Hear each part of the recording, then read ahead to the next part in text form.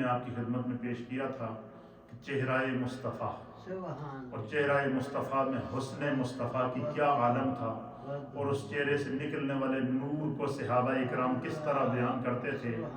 اور الحمدللہ جب وہ بیان جمعہ کا ہمارا اپلوڈ ہوا تو بہت سارے علماء کی جانب سے اور بہت سارے ساتھیوں کی جانب سے، بہت اہل محبت جو ہمارے ناظرین ہیں جو دور دراز پوری دنیا سے دیکھتے ہیں، ان کی جانب سے ہزاروں میں کمنٹس آئے کہ آپ نے جو اس کے اوپر احادیث اور قرآنی آیات پیش کی ہیں اس سے ایمان تازہ ہوا۔ اس لیے میری کوشش یہی ہے کہ ہم، چونکہ اللہ تعالیٰ نے اتنی بات ذہن میں رکھیے گا کہ جس طرح قرآن کا ایک ایک حرف محفوظ ہے قیامت تک کے لیے، کیونکہ اللہ نے فرمایا کہ انا نحن نزلنا الذکر وانا لہ لحافظون، کہ یہ قرآن ہمارا ذکر ہے، ہم نے اس کو نازل کیا اور اس کی حفاظت بھی ہم کریں گے۔ اللہ فرماتا ہے کہ قرآن کی حفاظت میرے اپنے ذمہ۔ اچھا، قرآن کو اللہ نے اپنا ذکر قرار دیا، پھر اسی طریقے سے نبی علیہ السلام کی ذات کو بھی اللہ نے اپنا ذکر قرار دیا، اور حضور علیہ السلام کے ذکر کو بھی اللہ تعالیٰ نے اس کی حفاظت کو بھی اللہ نے اپنے ذمہ لے لیا۔ اور قرآن حکیم فرقان مجید میں یہ بیان فرما دیا کہ وَرَفَعْنَا لَكَ ذِكْرَكَ، کہ محبوب آپ کے لیے آپ کے رب نے آپ کے ذکر کو بلند کر دیا۔ اب دیکھیں قرآن کی حفاظت بھی اللہ خود کر رہا ہے، ذکر مصطفیٰ کے عروج اور بلندی کو بھی اللہ تعالیٰ خود بیان کر رہا ہے۔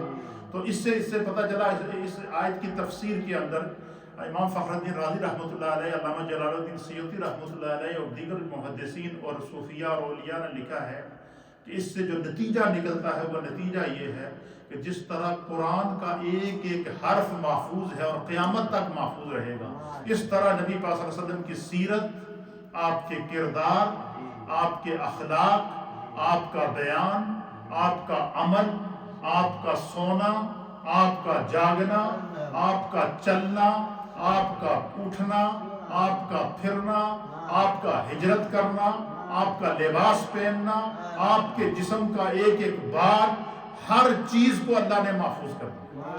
حتیٰ کہ یہاں تک صحابہ اکرام رضوان اللہ تعالیٰ علیہم اجمعین بیان کرتے ہیں کہ نبی علیہ السلام سے روئے زمینوں اور آسمانوں کی محبت کا یہ عالم تھا کہ جب حضور نبینا علیہ السلام قضائے حاجت کے لیے تشریف لے جاتے، قضائے حاجت مطلب کہ جب ان کو بول و براز یعنی پیشاب کے لیے آپ کسی جھاڑیوں میں یا کسی جگہ تشریف لے جاتے، تو صحابہ اکرام کہتے ہیں کہ جب سرکار دو عالم صلی اللہ علیہ وسلم قضائے حاجت کر کے واپس آتے، وضو کر کے جو ہے وہ آپ نماز کے لیے یا مسجد میں تشریف لاتے، تو صحابہ اکرام کہتے ہیں کہ ہم جا کر دیکھتے تھے کہ جیسے ہی سرکار دو عالم صلی اللہ علیہ وسلم اپنا پیشاب مبارک سے فارغ ہوتے نا تو زمین حضور علیہ السلام کے پیشاب مبارک کو نگل لیتی تھی۔ یہاں تک کہ اس ادا کو بھی صحابہ اکرام نے محفوظ کیا ہے۔ اس سے آپ اندازہ لگا سکتے سیرت مصطفیٰ کتنی محفوظ ہے۔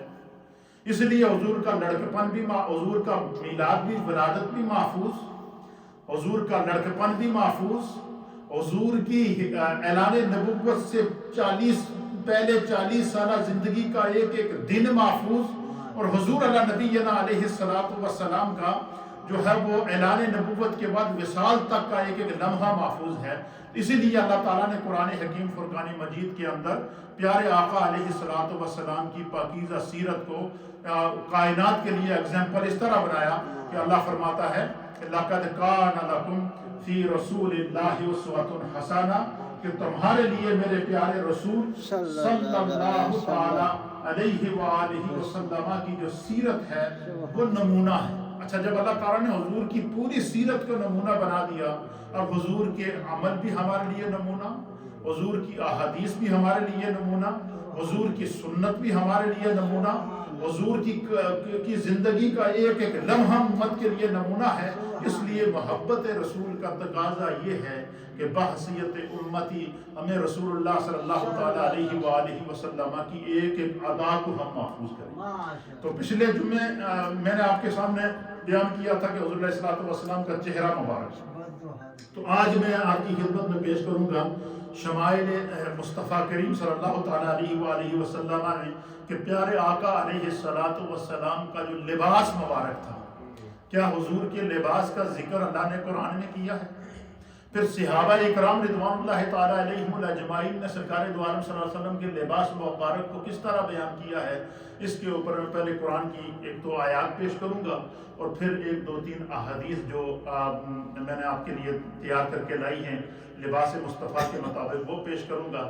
اس سے کم از کم ہم سرکار دو عالم صلی اللہ علیہ وسلم کے جہاں پر فضائل، مناقب اور عظمتیں بیان کرتے ہیں وہاں پیارے آقا کے لباس کا بھی ذکر ہو جائے گا اور ہمیں اس کی بھی برکات نصیب ہو جائے گی۔ تو بحیثیت امتی یہ ہمارے ایمان کا تقاضا ہے کہ سرکار کی کسی ادا کو نہ چھوڑا جائے، کسی بھی ادا کو نہ چھوڑا جائے۔ تو قرآن حکیم فرقان مجید کی کا پارہ نمبر ہے 29، کتنا سپارہ ہے؟ اور 29 سپارے کی سورت ہے، سورہ نمبر ہے 74۔ سورہ نمبر کتنی ہے؟ اور سورت کا نام ہے سورۃ المدثر۔ یہ سورہ مدثر ہے اور یہ مکے کے اندر نازل ہوئی ہے۔ اس سورت کے 2 رکوع ہیں اور اس سورت کے اندر 56 آیات ہیں، اور اس سورت کا آغاز ہی اللہ تعالیٰ لباس مصطفیٰ سے کر رہا ہے۔ کس سے کر رہا ہے؟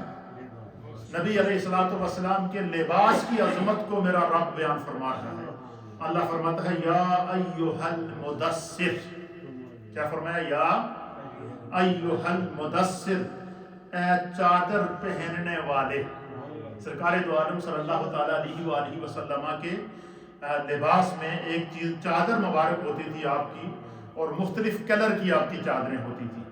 ایک چادر حضور علیہ السلام کی ہوتی تھی جو کالے کلر کی ہوتی تھی، اور ایک چادر آپ کی ہوتی تھی جو اون کی بنی ہوئی تھی، کیمل کلر کی چادر ہوتی تھی، اور اس کے اوپر جو ہے وہ دھاریاں بنی ہوتی تھیں۔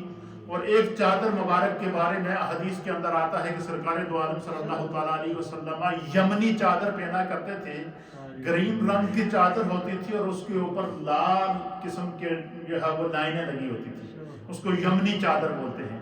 تو سرکار دو عالم صلی اللہ علیہ وسلم کی چادر کی مختلف چادروں کے مختلف انداز کو صحابہ اکرام نے بیان کیا۔ تو اللہ تعالیٰ نے قرآن حکیم فرقان مجید کی سورہ مدثر میں اپنے محبوب کی چادر کا ذکر فرمایا۔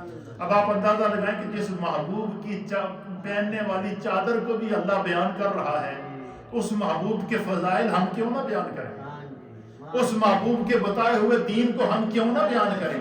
اس محبوب کی سیرت کو ہم کیسے نہ بیان کریں؟ اس محبوب کے میلاد کو ہم کیسے نہ بیان کریں؟ اس محبوب کی لڑکپن کو ہم کیسے نہ بیان کریں؟ اس محبوب کی جوانی کو ہم کیسے نہ بیان کریں؟ اس محبوب کی 63 سالہ زندگی کے ایک ایک لمحے کو ہم کیوں نہ بیان کریں؟ اس لیے کہ یہ ہمارے ایمان کا حصہ ہے اور یہی ہماری روح کی غذا ہے۔ یہ جب محبت آپ اپنے سینے میں پیدا کر لیں گے تو میں آپ کو بتاؤں کہ پھر آپ کو روح مل جائے گی۔ بخشش کا سب سے بہترین ذریعہ ہے۔ تب آپ اندازہ لگائیں کہ اللہ تعالیٰ نے پیارے آقا علیہ السلام کی چادر مبارک کو بیان کیا، ایک جگہ نہیں، 2 جگہ پر۔ دوسری صورت ہے قرآن حکیم فرقان مجید کی، یہ بھی پارہ نمبر 29 ہے اور اس کی سورہ نمبر ہے 73۔ سورہ نمبر کتنی ہے؟ اور سورت کا نام ہے سورہ المزمل۔ کیا نام ہے؟ اس میں بھی اللہ فرماتا ہے یا ایھا المزمل۔ اس کا بھی معنی ہے کہ اے چادر لپیٹنے والے۔ اچھا اب آپ اندازہ لگائیں کہ اللہ تعالیٰ اپنے محبوب کی اداؤں کو کس طرح بیان کر رہا ہے۔ اور دونوں مقامات پر ان آیات کی تفسیر کے اندر مفسرین نے بڑا ایمان افروز نقطہ لکھا ہے۔ وہ لکھتے ہیں کہ بھائی پہلی میں بھی اللہ نے کہا کہ یا ایھا المزمل، چادر اوڑھنے والے۔ دوسری صورت میں بھی اللہ نے کہا یا ایھا المدثر، چادر اوڑھنے والے۔ لیکن دونوں چادروں کا الگ الگ صیغے کے ساتھ، الگ الگ کلمے کے ساتھ ذکر کیا ہے۔ یہ کتنا پیار کا انداز ہے۔ اس کا معنی کیا ہے؟ امام جلال الدین سیوطی رحمۃ اللہ تعالیٰ علیہ، امام فخر الدین رازی رحمۃ اللہ تعالیٰ علیہ، اور بالخصوص میرے استاد محترم محدث اعظم سعید ملت حضرت علامہ غلام رسول صاحب سعیدی رحمۃ اللہ تعالیٰ علیہ، آپ لکھتے ہیں کہ اصل میں سرکار دو عالم صلی اللہ علیہ وسلم جب مختلف کلر کی چادریں پہنتے تھے نا، تو اللہ تعالیٰ نے جس ذوق اور جس انداز سے میرے مصطفیٰ نے چادر پہنی، اللہ نے اس کو اسی مختلف انداز میں اس کو بیان کر دیا۔ مختلف انداز میں اللہ تعالیٰ نے مختلف پیرائے کے اندر مصطفیٰ کریم کے لباس کا ذکر کر دیا. جب مزمل کی چادر کا ذکر کیا تو اس وقت آپ نے کوئی اور کلر کی چادر پہنی ہوئی تھی. جب مدثر کی چادر کا ذکر کیا تو اس وقت آپ نے کوئی اور کلر کی چادر پہنی ہوئی تھی. گویا رب بھی یہ چاہتا ہے کہ جس طرح کا مختلف انداز سے میرے محبوب نے مختلف اعضاء کو لباس کی چادر کی صورت میں دکھایا ہے، اس کا رب بھی اپنی شایان شان محبوب کی اس چادر کا ذکر کرے. اب آپ انداز لگائیں کہ سرکار کی پہننے والی چادر، سرکار کی اوڑھنے والی چادر اور سرکار دو عالم صلی اللہ علیہ وسلم کے پہننے والی چادر کو جب مختلف انداز میں مختلف کلر میں حضور چادر پہنتے تو اللہ تعالیٰ نے قرآن کریم فرقان مجید میں بھی مختلف انداز میں اس چادر کو بیان فرمایا. پھر اسی صورت کے اندر سورہ مدثر کے اندر اللہ پہلے آپ کی چادر کا ذکر کر کے فرماتا ہے یا ایھا المدثر، چادر لپیٹنے والے، قم فانذر، اے میرے محبوب اٹھیے، فانذر، اور اپنے چاہنے والوں کو اللہ کے عذاب سے ڈرائیں، لوگوں کو اللہ کے عذاب سے ڈرائیں. وَرَبَّكَ فَكَبِّرْ، اے پیارے محبوب اپنے رب کی بڑائی بیان کیجئے، اپنے رب کی عظمت کو اپنی زبان سے بیان کیجئے. کیوں کہ اے محبوب جب آپ اپنی زبان سے اپنے رب کا بیان کرتے ہیں تو آپ کے رب کو آپ کی زبان سے اپنا بیان بڑا پسند ہے. کیوں؟ اب آپ اندازہ لیں گے جب اللہ تعالیٰ نے اپنی وحدانیت کا ذکر کیا، اپنا تعارف کیا، تو اللہ نے فرمایا قل، اے محبوب آپ اپنی زبان سے میرا تعارف کرا دیں، آپ فرما دیجئے قل هو اللہ احد. آپ تمام مشرکوں کو بتا دیجئے جنہوں نے تین خدا بنائے ہوئے ہیں ان کو بتا دیجئے، جو حضرت عیسیٰ علیہ السلام کو اللہ کا بیٹا کہہ رہے ہیں نعوذ باللہ ان کو بتا دیجئے، جو درختوں، سورج اور چاند اور ستاروں کو اپنا خدا مانے ہوئے ہیں ان کو بتا دیجئے، اور ان کو یہ اپنی زبان اطہر سے بتائیں. محبوب آپ بیان کریں گے تو آپ کے بیان کو سن کر آپ کے رب کو اچھا لگتا ہے. اب مجھے بتائیں اللہ چاہتا ہے کہ میرا بیان میرا محبوب کرے اور محبوب چاہتے ہیں کہ میرا بیان میرا رب کرے. اور اللہ تعالیٰ فرماتا ہے یہاں محبوب کے چادر کا ذکر کر کے فرماتا ہے قم فانذر، آپ اٹھیے اور لوگوں کو اللہ کے عذاب سے ڈرائیے. وربک فکبر، اور اپنے رب کی بڑائی بیان کیجیے. وثیابک فطہر، اصل میں یہ آیت میں آپ کو سنانا چاہتا تھا.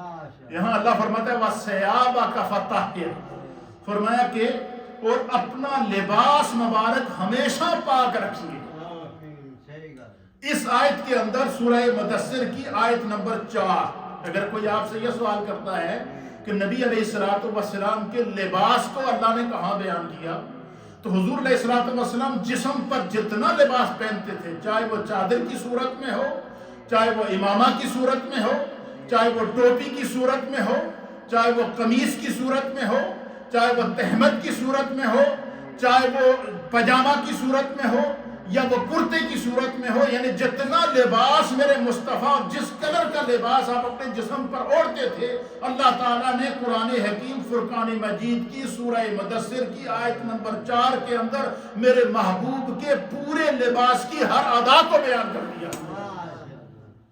اب اس لیے ہم کہتے ہیں کہ قرآن جب بندہ سمجھے نا تو پورے کا پورا قرآن ہے ہی میرے مصطفیٰ کے کمالات ہیں، پورے کا پورا قرآن ہے ہی میرے مصطفیٰ کے معجزات، پورے کا پورا قرآن ہے ہی میرے مصطفیٰ کریم صلی اللہ تعالیٰ علیہ وسلم کی اداؤں کو، میرے مصطفیٰ کے شمائل کو، میرے مصطفیٰ کے فضائل کو بیان کر رہا ہے. جس طرح کہ میں نے پچھلے دروس میں آپ کو بتایا تھا، اللہ کبھی سینہ مصطفیٰ کو بیان کر رہا ہے الم نشرح لک صدرک، کبھی چہرہ مصطفیٰ کو بیان کر رہا ہے والضحیٰ واللیل اذا سجا، زلف عنبری کو واللیل اذا سجا مل کر کے بیان کر رہا ہے.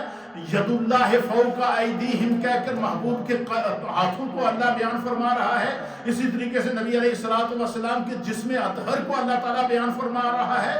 آپ کے چلنے اور پھرنے اور قدمین کا ذکر اللہ تعالیٰ قرآن کے اندر فرما رہا ہے. تو پورے کا پورا قرآن مختلف انداز سے، مختلف پیراؤں سے، یعنی جس ادا سے مصطفیٰ اپنی شان کو ظاہر کرتے تھے اسی پیرائے میں، اسی شان کے مطابق خداوند قدوس قرآن میں میرے محبوب کی عظمت کا ذکر کرتے ہیں. صرف قرآن کو، جو لوگ کہتے ہیں نا کہ تم آگے پیچھے واقعات کو آپ نے بیان کرتا، ہم کہتے ہیں صرف قرآن پر ہی جمع ہو جاؤ. تمہیں قرآن کا ایک ایک حرف نعت مصطفیٰ سنائے گا، قرآن کا ایک ایک حرف تمہیں شمائل مصطفیٰ بیان کرے گا، قرآن کا ایک ایک حرف تمہیں مناقب مصطفیٰ کو بیان کرے گا، قرآن کا ایک ایک حرف تمہیں عظمت مصطفیٰ کو ظاہر کرتا ہوا نظر آئے گا۔ تو اس آیت کے اندر اگر کوئی آپ سے یہ پوچھے کہ نبی علیہ السلام کے لباس کا ذکر اللہ نے قرآن میں کہاں کیا ہے، تو آپ سب کو بحیثیت امتی یہ یاد ہونا چاہیے کہ قرآن پاک کا سپارہ نمبر 29 ہے۔ کتنا نمبر سپارہ ہے؟ اور اس کی سورت نمبر، اس کی پہلی سورت میں مصطفیٰ کریم کی چادر مبارک کا ذکر ہے۔ اللہ نے فرمایا یا ایھا المدثر، اور اسی طریقے سے اس کی چوتھی آیت کے اندر پہلی آیت میں چادر مبارک کا ذکر ہے سورہ مدثر کی، اور سورہ مدثر کی چوتھی آیت کے اندر فَثِيَابَكَ فَطَّهِّرْ، میرے محبوب کے پورے جسم پر پہننے والے تمام لباس کا ذکر خدا بندے کو دوستوں۔ لباس مصطفیٰ یہ قرآن کے اندر اللہ نے بیان کر دیا، ان کی اداؤں کو اللہ نے بیان کر دیا، کبھی یا ایھا المزمل کہہ کر کے، کبھی یا ایھا المدثر کہہ کر کے، اور کبھی فَثِيَابَكَ فَطَّهِّرْ کہہ کر کے لباس کی پاکیزگی کو بھی بیان کر دیا، طہارت کو بھی بیان کر دیا۔ یہ قرآن حکیم فرقان مجید کی آیات ہیں۔ اب چونکہ میں احادیث کی طرف آؤں گا، جس طرح صحابہ اکرام رضوان اللہ تعالیٰ علیہم اجمعین نے نبی علیہ السلام کے اوپر نازل ہونے والے پورے کے پورے قرآن کو لکھا، محفوظ کیا، اور قیامت تک کے لیے اللہ تعالیٰ سے خلفائے راشدین بالخصوص خلفائے راشدین اور وہ صحابہ اکرام جو کاتبان وحی تھے، ان کی تعداد ایک روایت کے مطابق 40 صحابہ تھے۔ کتنے صحابہ تھے؟ کہ جب بھی کوئی نبی علیہ السلام پر وحی نازل ہوتی تو 40 کے قریب صحابہ تھے جو اس کو فوراً لکھ لیتے تھے، اور ایک روایت کے مطابق ان کی تعداد بعد میں 75 سے زائد ہو چکی تھی، جن کی ڈیوٹی صرف یہ ہوتی تھی کہ جب حضور پر قرآن نازل ہوتا، حضور علیہ السلام حضرت جبریل کے ساتھ قرآن کو دہرانے کے بعد جب وحی کا سلسلہ رک جاتا، جب جبریل وحی اتار کر واپس چلے جاتے تو پھر سرکار دو عالم صلی اللہ علیہ وسلم ان آیات کو بولتے تھے، اور آپ کے سامنے کاتبان وحی 40 صحابہ وحی کو کاتبان وحی کہتے ہیں وحی کو لکھنے والے صحابہ، 40 صحابہ آپ کے سامنے بیٹھ کے کیا کرتے تھے؟ ان آیات کو لکھتے تھے۔ پھر حضور فرماتے تھے کہ ان آیات کو جو ابھی مجھ پر نازل ہوئی ہیں ان کو فلاں صورت کے اندر لکھ دو، ان کو فلاں صورت کے اندر لکھ لو، ان کو فلاں صورت کے اندر لکھ لو، ان کو فلاں صورت کے اندر لکھ لو۔ اس لیے ہمارے مفسرین نے لکھا کہ قرآن حکیم فرقان مجید کی جو ترتیب ہے وہ 2 قسم کی ہے۔ ایک ہے ترتیب نزولی، قرآن کی کیا ہے؟ ایک ترتیب، یعنی وہ ترتیب جس ترتیب سے قرآن نبی پاک کے سینے پر نازل ہوا، اور دوسری ہے ترتیب مصحف۔ کیا کہتے ہیں دوسری ترتیب؟ ترتیب مصحف وہ کہتے ہیں کہ یہ جو ہمارے سامنے قرآن موجود ہے، جس کے اندر 114 صورتیں ہیں۔ کتنی صورتیں ہیں؟ 114 صورتیں ہیں۔ اب جو ترتیب نزولی ہے وہ اللہ تعالیٰ نے اپنے فضل سے اپنے علم کے مطابق سرکار کے مثلا قرآن حکیم پر پہلی آیت جو حضور پر نازل ہوئی وہ ہے اقرا بسم ربک الذی خلق، یہ 30ویں سپارے کی صورت ہے، اور حضور یہ صورت نازل ہوئی، لیکن جب حضور نے قرآن لکھوایا تو فرمایا کہ اس کو 30ویں سپارے کی اس صورت کے اندر لکھ دو۔ حالانکہ ترتیب تو یہ تھی کہ پہلے یہ صورت نازل ہوتی، پہلے اس کو پڑھا جاتا، نہیں۔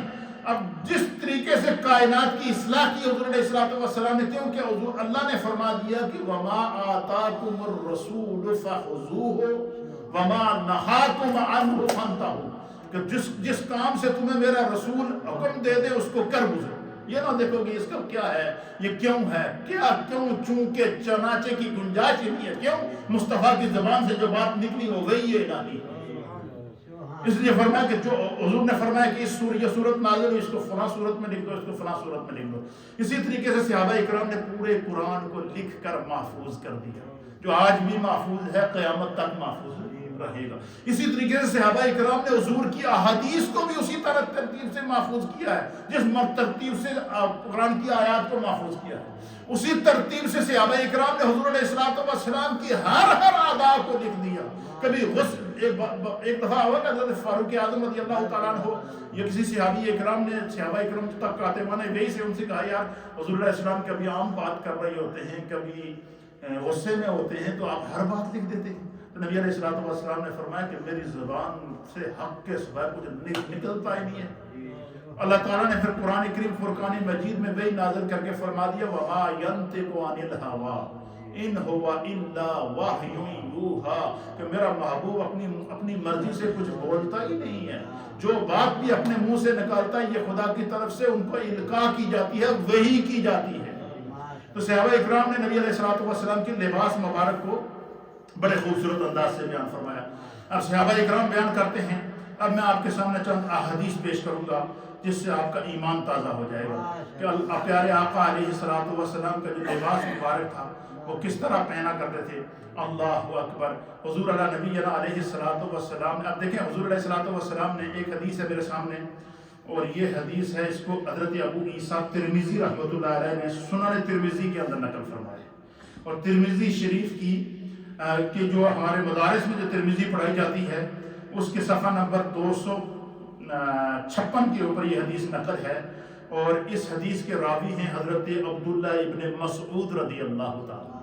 اللہ آپ لوگ کہتے ہیں نا کہ آپ نبی علیہ السلام کے لباس کا اتنے خوبصورت انداز سے ذکر کرتے ہیں, تو کیا نبیوں کے لباس کو بیان کرنا یہ بھی سنت مصطفیٰ ہے یا کہ نہیں؟ سنت خدا تو ہے, اللہ نے وحی کے ذریعے بتا دیا مصطفیٰ کریم کے لباس کو, لیکن یہ حدیث جو میں آپ کے سامنے پیش کر رہا ہوں اس سے آپ کا ایمان تازہ ہوگا. حضرت عبداللہ بن مسعود رضی اللہ تعالیٰ عنہ بیان کرتے ہیں کہ سرکار دو عالم صلی اللہ تعالیٰ علیہ وآلہ وسلم کی مجلس لگی تھی. صحابہ اکرام ہدایت کے ستارے حضور علیہ السلام کی مجلس میں بیٹھے ہوئے تھے. تو حضور نبینا علیہ السلام نے فرمایا کہ آج میں تمہیں ایک واقعہ سناتا ہوں.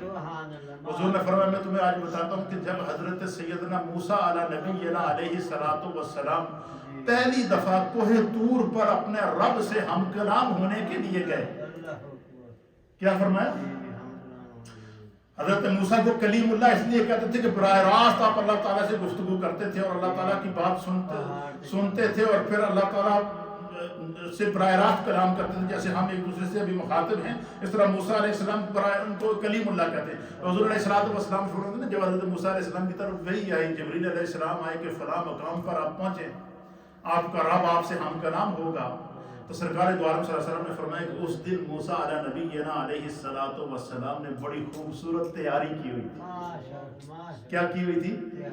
حضور علیہ السلام فرماتے ہیں کہ جس دن حضرت موسیٰ علیہ نبینا علیہ السلام وَقَانَ عَلَى مُوسَى يَوْمَ كَلِمَ رَبِّهِ كَسَاءَ صَوْفٍ وَجُبَّةَ صَوْفٍ, کہ حضور علیہ نبینا علیہ السلام فرماتے ہیں کہ جس دن حضرت سیدنا موسیٰ علیہ نبینا علیہ السلام اپنے رب سے ہم کلام ہونے کے لیے کوہ طور پر گئے, جب آپ نے اپنے رب سے کلام کیا اس دن حضور فرماتے ہیں کہ موسیٰ علیہ السلام نے اون کی چادر پہنی ہوئی تھی. کیا اوڑی تھی؟ اون کی چادر پہ اوڑی ہوئی تھی, اون کا جبہ پہنا ہوا تھا. اون کی چادر پہنی ہوئی تھی, اون کا, جس کو ہمارے یہاں کیا کہتے ہیں, کون سی چادر؟ جی یہ جو ان کی لوئی بھی کہتے ہیں, اور یہ جو ان کی چادر کو کیا کہتے ہیں اس میں؟ جی تو اون کی چادر, یہ جو میڈے کی اون ہوتی ہے جی سابی کہتے ہیں, اون کی چادر پہنی ہوئی تھی. اور حضور علیہ السلام فرماتے ہیں کہ جس وقت موسیٰ علیہ السلام اللہ تعالیٰ سے ہم کلام ہونے کے لیے گئے تو انہوں نے اون کی چادر اوڑی ہوئی تھی, اون کا جبہ پہنا ہوا تھا, اون کی ٹوپی لگائی ہوئی تھی, اون کی شلوار پہنی ہوئی تھی, اور دراز گوشت کی کھال کی جو ہے وہ جوتیاں پہنی ہوئی تھی. اور پھر سرکار دو عالم صلی اللہ علیہ وسلم فرماتے ہیں کہ پوری تیاری کے ساتھ چادر پہن کر, ہاں یہ میرے ذہن میں بھی میں آپ سے پوچھنا چاہیے, یہ جہاں اس چیز کو کہتے ہیں وول کی چادر یا وول کا کپڑا جس کو ہم کہتے ہیں. تو حضور فرماتے ہیں کہ موسیٰ علیہ السلام جب پہلی دفعہ اللہ تعالیٰ سے کلام کرنے گئے, سرکار فرماتے ہیں کہ سج دھج کے موسیٰ علیہ السلام اپنے رب کی بارگاہ میں گئے. کس طرح گئے؟ حضور فرماتے ہیں کہ حضرت موسیٰ علیہ السلام نے اون کی وول کی چادر اوڑی ہوئی تھی, آپ نے وول کا جبہ پہنا ہوا تھا, آپ نے وول کی ٹوپی لگائی ہوئی تھی. اور اسی طریقے سے حضرت موسیٰ علیہ نبینا علیہ السلام نے گدے کی کھال، دراز گوشت گدے کی کھال کے جوتے پہنے ہوئے تھے، چمڑے کے جوتے پہنے ہوئے تھے. فرمایا کہ پوری تیاری کے ساتھ حضرت سیدنا موسیٰ علیہ السلام جو ہے وہ اللہ کی بارگاہ میں گئے. تو یہاں حضور علیہ السلام لباس موسیٰ علیہ السلام کو بیان کر رہے ہیں کہ موسیٰ علیہ السلام کا لباس کیسا تھا. آپ نے اون کی چادر اوڑھتے تھے، اون کا جبہ پہنتے تھے، اون کی جو ہے وہ شلوار پہنتے تھے، اون کی ٹوپی پہنتے تھے، اور جو ہے وہ چمڑے کی جوتے آپ نے پہنے ہوئے تھے. تو حضرت موسیٰ علیہ السلام کے سر سے لے کر پاؤں تک کے پورے لباس کو میرے مصطفیٰ نے بیان کیا. اب پتہ چلا کہ نبی کے لباس کو بیان کرنا یہ سنت مصطفیٰ ہے. اسی طریقے سے صحابہ اکرام رضوان اللہ تعالیٰ علیہم اجمعین نے سرکار دو عالم صلی اللہ تعالیٰ علیہ وآلہ وسلم کی پورے لباس کو بیان کیا اور بڑے اہتمام کے ساتھ بیان کیا کہ نبی علیہ السلام جو ہے وہ لباس کیسا پہنتے تھے. ام المؤمنین سیدہ عائشہ صدیقہ رضی اللہ تعالی عنہا اور اسی طریقے سے دیگر محدثین اکرام نے بیان فرمایا ہے کہ سرکار دو عالم صلی اللہ تعالی علیہ وآلہ وسلم کا جو لباس مبارک ہوتا تھا، حضرت عبداللہ بن عامر بن عاص رضی اللہ تعالیٰ عنہ اس حدیث کے راوی ہیں. اور اس حدیث کو امام مسلم نے صحیح مسلم کے اندر نقل فرمایا ہے. یہ صحیح مسلم کی حدیث ہے کہ حضرت عبداللہ بن عامر بن عاص بیان کرتے ہیں کہ رسول اللہ صلی اللہ تعالیٰ علیہ وآلہ وسلم نے مجھے 2 زرد رنگ کے کپڑے پہنے ہوئے دیکھا. تو آپ صلی اللہ تعالیٰ علیہ وآلہ وسلم نے مجھے ان کپڑوں سے روکا. حضور نے فرمایا کہ زرد رنگ کے کپڑے نہ پہنا کرو، کیونکہ حضور نے فرمایا کہ یہ جو کپڑے ہیں زرد رنگ کے کپڑے مردوں کو اچھے نہیں لگتے. حضور نے فرمایا اس لیے کہ یہ کفار کا لباس ہے. پھر آگے حضرت عبداللہ بن عمر رضی اللہ تعالیٰ عنہ بیان کرتے ہیں کہ سرکار دو عالم صلی اللہ تعالیٰ علیہ وآلہ وسلم جو لباس مبارک پہنتے تھے، فرمایا حضرت ابو رمسا کہتے ہیں کہ میں نے رسول اللہ صلی اللہ تعالیٰ علیہ وآلہ وسلم کو 2 سبز رنگ کی چادریں پہنے ہوئے دیکھا. ایک سے آپ نے تہمت باندھا ہوا تھا اور ایک نے آپ کو قمیض کے طور پر اوپر پہنا ہوا تھا. سبز رنگ کا لباس سرکار دو عالم صلی اللہ علیہ وسلم نے پہنا ہوا تھا. اسی طریقے سے حضرت سلمان بن عبداللہ رضی اللہ تعالیٰ عنہ اس حدیث کے راوی ہیں. اور اس حدیث کو مصنف عبد الرزاق کے اندر امام عبد الرزاق نے جلد نمبر 8 اور صفحہ نمبر 241 کے اوپر نقل فرمایا ہے.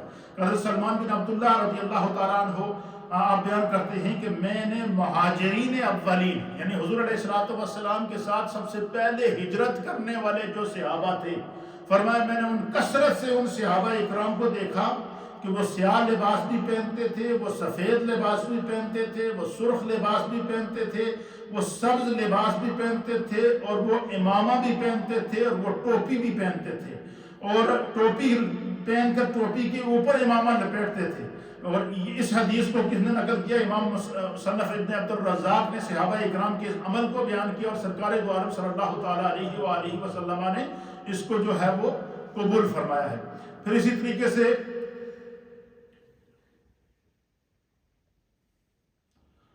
حضرت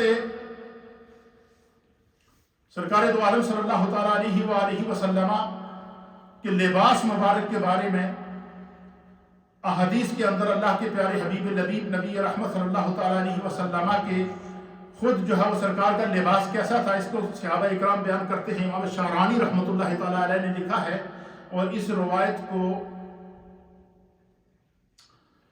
امام غزالی رحمت اللہ علیہ نے احیاء العلوم کے اندر اور امام ابن الحاج نے المدخل کے اندر نقل فرمایا کہ نبی علیہ السلام نماز میں امامہ یا ٹوپی پہن کر نماز پڑھاتے تھے، اور سرکار دو عالم صلی اللہ علیہ وسلم نے ننگے سر نماز پڑھنے سے منع کیا ہے.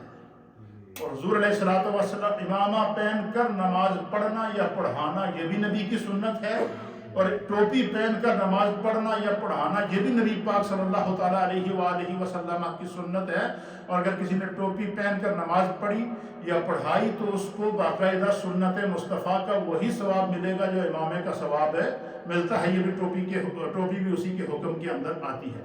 پھر اسی طریقے سے حدیث پاک کے اندر شیخ عبدالحق محدث دہلوی رحمۃ اللہ علیہ لکھتے ہیں کہ رسول اللہ صلی اللہ تعالیٰ علیہ وسلم کبھی ٹوپی کے ساتھ اور کبھی بغیر ٹوپی کے امامہ پہنے ہوئے اور کبھی حضور علیہ السلام ٹوپی کے اوپر امامہ پہنتے تھے اور کبھی بغیر امامے کے ٹوپی پہنتے تھے، اور یہ سرکار دو عالم صلی اللہ علیہ وسلم کا معمول مبارک رہا ہے.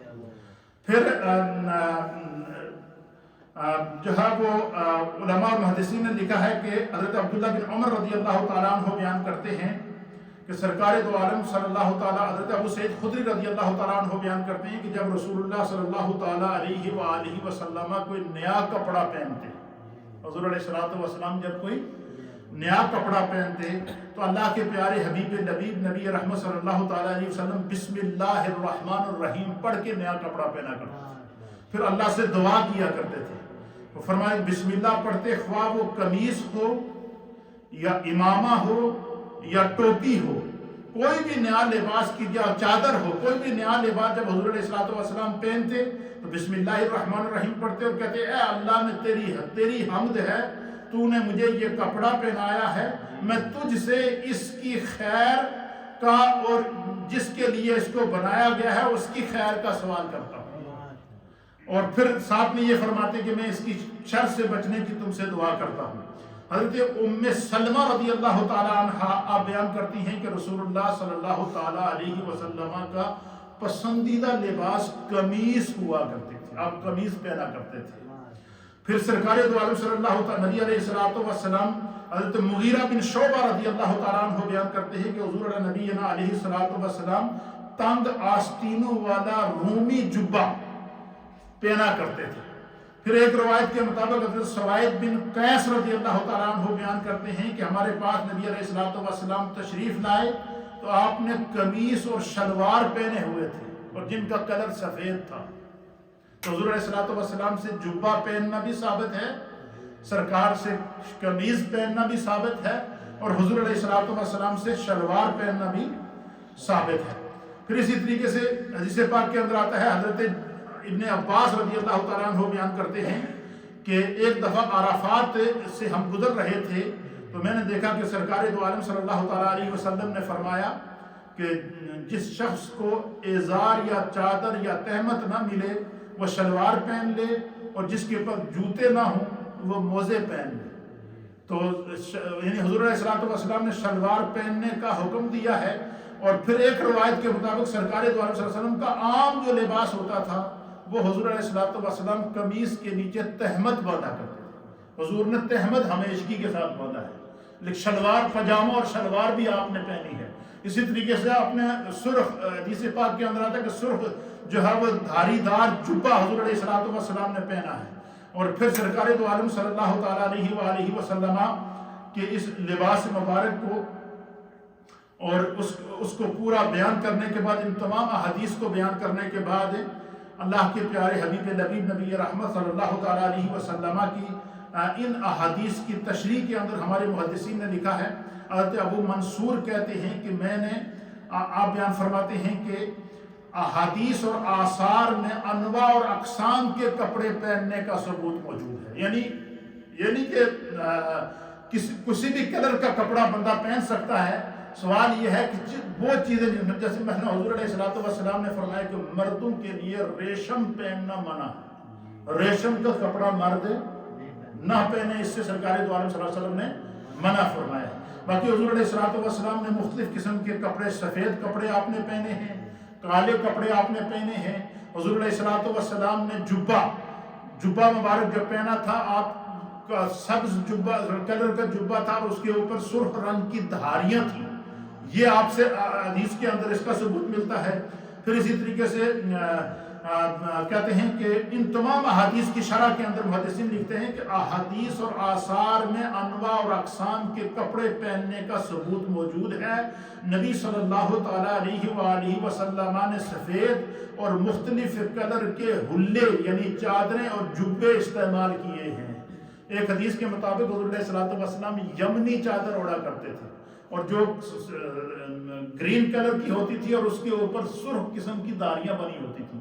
اور ایک حضرت جابر کہتے ہیں کہ ایک 14ویں کا چاند اپنے عروج پر تھا، سرکار دو عالم صلی اللہ علیہ وسلم اپنے سین مبارک میں موجود تھے اور آپ نے سرخ رنگ کا حلہ پہنا ہوا تھا، یعنی لباس کے اوپر سرخ رنگ کا آپ نے جبہ پہنا ہوا تھا، دھاری دار جبہ پہنا ہوا تھا۔ آپ فرماتے ہیں کبھی میں چہرہ مصطفیٰ کو دیکھتا، کبھی چاند کو دیکھتا، اور میرے ذہن میں خیال آیا کہ میں سوچوں تو صحیح کہ چاند زیادہ خوبصورت ہے یا میرے مصطفیٰ کا مکھڑا زیادہ خوبصورت ہے۔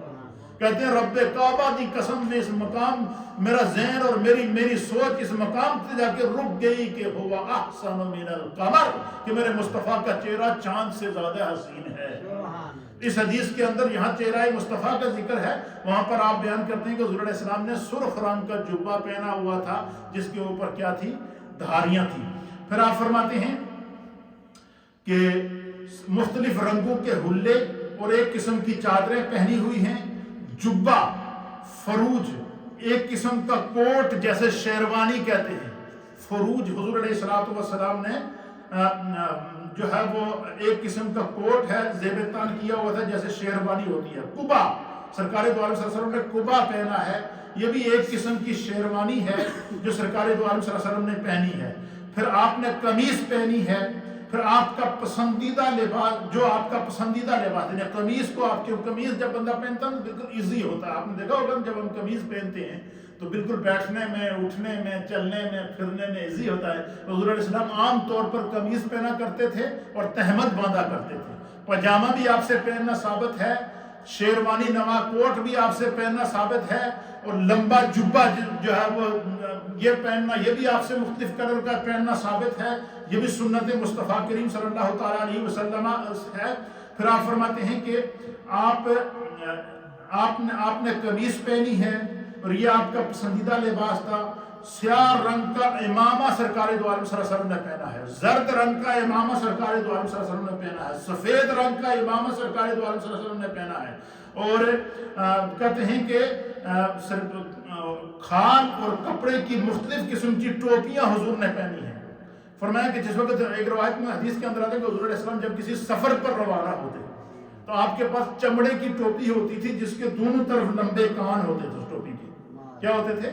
لمبے کانوں والی ٹوپی ہوتی تھی، اور وہ چمڑے کی ٹوپی آپ پہنتے تھے تو آپ سفر پر جاتے تھے تو اس کو باقاعدہ کھینچ کر پہنتے تھے۔ اور یہاں تک کہ حدیث کے اندر آتا ہے کہ جس وقت سرکار دو عالم صلی اللہ علیہ وسلم راستے میں کہیں آرام کرتے نا سفر کے دوران، تو آپ اپنی وہ چمڑے والی ٹوپی، موٹی ٹوپی ہوتی چمڑے کی، اس کے اندر اون ہوتی تھی، اوپر چمڑے کی بنی ہوتی تھی اور لمبے لمبے کان ہوتے تھے۔ حضور علیہ السلام سفر میں اس ٹوپی کو پہنتے تھے، پہننے کے بعد جب راستے میں کہیں آرام کرتے تو اس ٹوپی کو اتار کر اسی کا تکیہ بناتے تھے۔ اس ٹوپی کو کیا کرتے تھے؟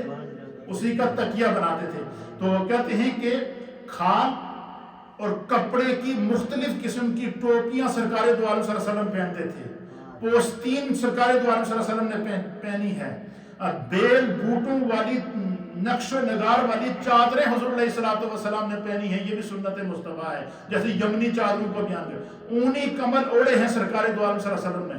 پھر اسی طریقے سے ایسا جبہ اور پوستین پہنی ہے کہ اس کی آستینوں پر جو ہے وہ کڑھائی ہوئی تھی، اس کی آستینوں پر کڑھائی ہوئی تھی۔ یہ جب سرکار دو عالم صلی اللہ علیہ وسلم جب ریاست مدینہ قائم ہو گئی نا تو یمن سے اور مختلف علاقوں سے سرکار دو عالم صلی اللہ علیہ وسلم کے لیے تحفے آتے تھے۔ سب سے مشہور ہیں اس دور کے اندر یمنی جبے۔ یمنی جبے جو ہوتے تھے بڑے خوبصورت لباس ہوتا تھا، سرخ کلر ہوتا تھا، اس کے اوپر سفید یا گرین کلر کی یا مختلف قلم کی دھاریاں بنی ہوتی تھیں، اور وہ صحابہ اکرام یمن سے لا کر سرکار دو عالم صلی اللہ علیہ وسلم کو پیش کرتے تھے، حضور ان کو پہنا کرتے تھے۔ پھر اسی طریقے سے کڑھائی والا بغیر آستین والا جبہ آپ نے پہنا ہے۔ پھر فرماتے ہیں کہ آپ نے شلوار خریدی ہے، اور ابن قیم کی بعض روایات کے مطابق آپ نے شلوار بھی پہنی ہے، اور آپ نے جنگ کے دوران آپ نے زرہ پہنی ہے۔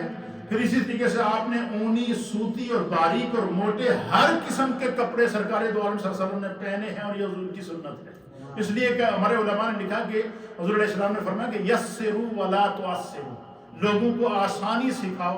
ان تمام روایات کی روشنی میں ہمارے علماء اور محدثین نے لکھا کہ جن لوگوں نے جیسے جو لوگ پینٹ کوٹ پہنتے ہیں، فرمایا پینٹ کوٹ بھی بندہ پہن سکتا ہے، شرط یہ ہے کہ اس کے اندر وہ اتنا ٹائٹ نہ ہو کہ انسان کے جو اعضائے مخصوصہ جن کو چھپانا فرض ہے وہ اس کے اندر نظر نہ آئے۔ فرمایا کہ پینٹ کوٹ اگر کسی نے پہنی ہے اور اس کا جسم ڈھکا ہوا ہے تو وہ بھی لباس کے اندر آتی ہے۔ اسی طریقے سے اگر کسی نے کسی بھی کلر کا کوئی لباس جبے کی صورت میں ہے، کپڑے کی صورت میں ہے، قمیص کی صورت میں ہے، اور وہ پورے جسم کو ڈھکے ہوئے ہے تو وہ بھی لباس کے حکم میں آئی. فرمایا کہ لباس کے متعلق جتنی سنتیں ہیں، چاہے ان کا تعلق امامے سے ہو، ان کا تعلق ٹوپی سے ہو، ان کا تعلق قمیص سے ہو، ان کا تعلق جبوں سے ہو، ان کا تعلق کوٹ اور شیروانی سے ہو، ان کا تعلق جو ہے وہ مختلف قسم کے جو لباس ہم پہنتے ہیں ان کے ساتھ ہو، اگر انسان کا پورا جسم ڈھکا ہوا ہے تو وہ سارے کے سارا وہ لباس سنت کے اندر آئے گا. دین کے اندر اتنی زیادہ مشکل اور اتنی سختی نہیں ہے. پھر اسی طریقے سے فرماتے ہیں کہ ہر قسم کے موٹے کپڑے پہنے ہیں. پھر یہ جو یمن کے اندر اور دوسرے مختلف ممالک سے جو جب ریاست مدینہ قائم ہو گئی نا تو مختلف جیسے نجاشی بادشاہ ہے اور مختلف قسم کے بادشاہوں کی طرف سے جب آپ نے سفراء کو بھیجا تو ان بادشاہوں کی طرف سے جب آپ کو تحفے آتے تھے ان میں مختلف قسم کے جبے اور لباس ہوتے تھے تو حضور علیہ الصلوۃ والسلام نے ان کو بھی پہنا ہے. کیا کیا ہے؟ پہنا ہے. اس حدیث کی روشنی میں اس حدیث کی شرح کے اندر ہم میرے استاد محترم محدث اعظم لکھتے ہیں کہ اس سے یہ پتہ چلا کہ غیر اسلامی ملکوں کے بنے ہوئے کپڑے بھی پہن سکتے ہیں بشرطے کہ ان کے اندر کوئی، جیسے آج کل کے دور کے اندر زیادہ تر یہ جو ہر چیز کے اندر یہ پگ کے جو ہے وہ بیچ میں شامل کر دیتے ہیں کہ اس کے اندر اگر خنزیر کی اون شامل ہو یا خنزیر کا لباس شامل ہو تو اس قسم کا کوئی بھی کپڑا پہننا جائز نہیں ہے. پھر وہ جانور جو حرام ہیں ان کی کھال کے کپڑے سے اپنے آپ کو کیا کرنا چاہیے؟ اجتناب کرنا چاہیے. باقی کسی بھی قسم کا اون کا کپڑا چاہے وہ کسی غیر اسلامی ملک میں بنا ہو یا اسلامی ملک کے اندر بنا ہو، ہر دو صورت میں پہن سکتے ہیں. دین میں شریعت میں اس کی گنجائش موجود ہے. پھر اسی طریقے سے پھر آپ لکھتے ہیں کہ لباس کا مقصد ستر ڈھانپنا ہے اور زینت ہے، تاہم ایسا لباس پہننا ممنوع ہے جس لباس کو پہن کر انسان عریاں دکھائی دے. جیسے آج کل آپ نے دیکھا ہوگا کہ جو فحاشی اور عریانی اپنے عروج پر ہے کہ بعض ایسے لباس ہیں کہ وہ انسان پہنتا ہے، لباس تو اس نے بظاہر پہنا ہوتا ہے جعلی ٹائپ کا، اس کا پورا جسم اندر سے نظر آ رہا ہوتا ہے. فرمایا ایسے لباس کو پہننے سے شریعت نے کیا کیا ہے؟ منع کیا. لباس کا مقصد کیا ہوتا ہے کہ انسان کا ستر ڈھانپا جائے. لباس کا مقصد یہ ہوتا ہے کہ جن چیزوں کو چھپانا فرض ہے وہ چھپی ہوئی ہوں. تو فرماتے ہیں کہ عریاں لباس دکھائی دے. علامہ شامی نے لکھا ہے کہ جسم کے جن اعضاء کا ستر واجب ہے، اگر کپڑا سے ان اعضاء کی ساحت ابری ہوئی دکھائی دے تو ایسا کپڑا پہننا منع ہے. یہ بات سمجھ میں آئی آپ کی نا؟ اس طرح کے جو ٹائٹ لباس پہنتے ہیں اور چاہے وہ مرد پہنے یا خواتین پہنے، اس کو جو ہے وہ شریعت نے منع کیا ہے.